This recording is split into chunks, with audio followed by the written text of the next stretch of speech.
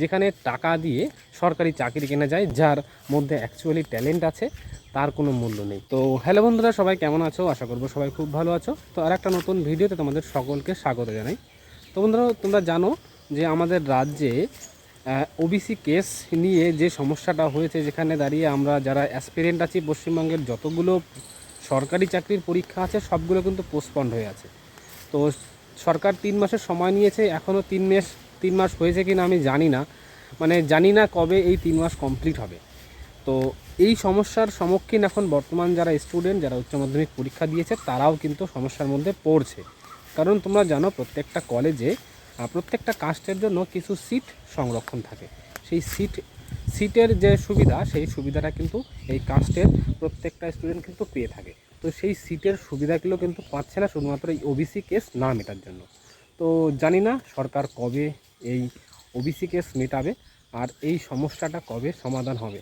বর্তমানে আমাদের রাজ্যের যে অবস্থা, মানে আমাদের এমন একটা রাজ্য যেখানে দুর্নীতি করলে তার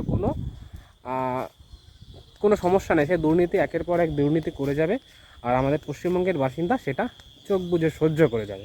ঠিক আছে, যখনই ইলেকশন আসবে অল্প কিছু সাহায্য করবে, না হলে লক্ষ্মীর ভাণ্ডার, না হলে বৃদ্ধ ভাতা, বা এরকমভাবে যতগুলো মানে প্রকল্প আছে কিছু টাকা বাড়িয়ে দিয়ে মানুষের মুখগুলোকে কিনে নেবে।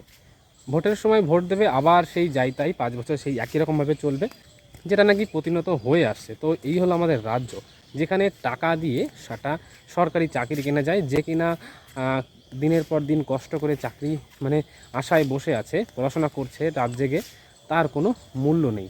যার মধ্যে অ্যাকচুয়ালি ট্যালেন্ট আছে তার কোনো মূল্য নেই। শুধুমাত্র কিছু টাকার বিনিময়ে সরকারি চাকরি কিনতে পাওয়া যায়। এই হলো আমাদের রাজ্য, আর সেটাকেও মানুষ একের পর এক দিন সহ্য করে যাচ্ছে। জানি না মানুষের চোখ কবে খুলবে আর এইভাবে কতদিন চলবে। তো কিছু করার নেই, কপালে যা আছে সেটাই হবে। যেটা চলছে জানি না মানুষ কবে বুঝবে, সেই বোঝার পরে জানি না আমাদের কপালে কী আছে সেটাও আমরা ভালো করে জানি না। তো অপেক্ষায় আছি। মানুষ যদি না বোঝে, তাহলে আমাদের মতো ভবিষ্যতে যারা দেশকে চালাবে তাদের পরিস্থিতি কোথায় যাবে, তারা কোথায় যাবে, তারা কী করবে, তাদের কোনো ঠিক ঠিকানা নেই। তো মানুষকে বোঝা উচিত, এইভাবে চললে কিন্তু আমাদের দেশ বা আমাদের রাজ্য একসময় কিন্তু ধ্বংস হয়ে যাবে। তো এখনও সময় আছে, সচেতন হও।